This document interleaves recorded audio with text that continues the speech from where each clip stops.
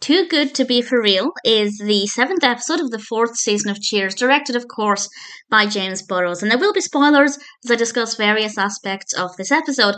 And it's been a while since we've had a Carla-centric episode, so the timing is pretty perfect. And the episode itself is pretty great as well. So, as I said, there will be spoilers as I talk about various things that I liked.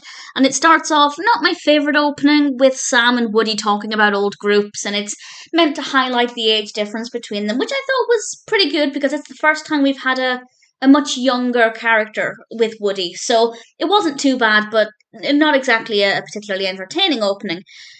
We then get Diane explaining that she's going to a mime class and she does some miming, and it's a great performance from Shelley Long, but I don't like mimes. I'm kind of scared of mimes. I appreciate that it's an art form and that a good mime is very talented, but I kind of find it a little creepy, and this definitely comes across in this episode. And then the main narrative kicks in, and Carla reveals that 2 weeks ago she put an ad in the singles, and she hasn't heard anything. So when she's out of earshot, the guys, Sam, Woody, Cliff, and Norm, decide to write a response. Woody actually suggests this, and then Sam suggests they make up this guy, and he kind of tries to make an excuse for it. And actually, it kind of makes sense that by making up this guy, she'll feel more confident. And if she's more confident, she'll come across as more attractive to real guys. So I understand the thought process, but it wasn't exactly a great idea. But then Carla gets this letter and she reads it out loud, and I think Rhea Perlman gave a great performance with reading this out. She manages to convey quite a lot of emotions in a short space of time. And we learn that this guy is called Mitch Wainwright. He's an international pilot, and there's even a photo of him. It's a photo from Norm's wallet. And when it's revealed that this guy was also in a picture frame, Carla doesn't realise what's going on, and she just thinks that this guy also must be a model. And I think this is Carla wanting to read into the situation the information that she wants. She wants this guy to be real, so she doesn't ever assume that this is fake. It must just be that he's a model. And I think that that's really telling about how much Carla actually wants to be in a relationship. She comes across as being very independent and not bothered about things a lot of the time. But I think this is very telling that actually she really wants this person to be a good person and to be the right person for her. So she's not willing to see the truth that's around her. We then get a scene that I don't love.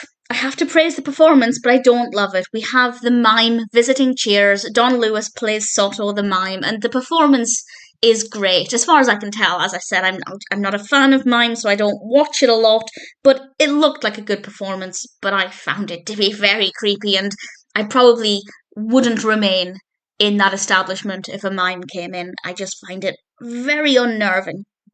And meanwhile, Sotto is doing his thing, and Carla reveals that actually somebody had already answered her ad. It's a guy called Vinnie. And the guys start to realise that because Carla is so fixated on this perfect Mitch, she's potentially giving up the opportunity of communicating with somebody who could be a good guy, somebody who could be right for her, but ultimately somebody who is real and somebody who exists.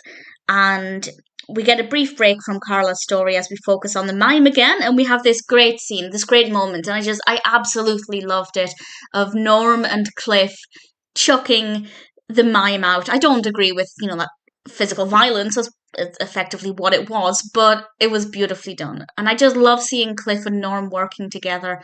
I just love their friendship, and it was a really great moment. And for me, as somebody who is scared of mimes, I particularly enjoyed it.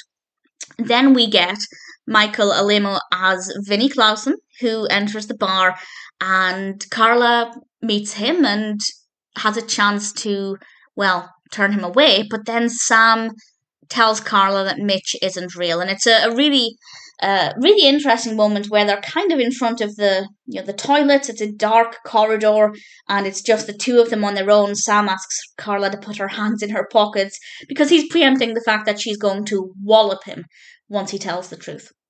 But he does tell her, and she asks him who wrote all of the lovey-dovey stuff, and Sam reveals that it was her and that it was him rather, and that it was actually very easy to write those things to her because it's her. And it showed that in that moment he had nothing but love for Carla, and he did this purely because he wanted her to be happy. And I think that helped.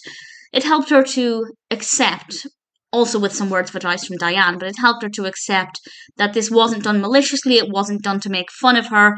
The gang at Cheers do actually love and care about her, and I thought that was really sweet. And then she decides to go out with Vinnie, and they both pretend to be other people, and it was a very positive way to end the episode.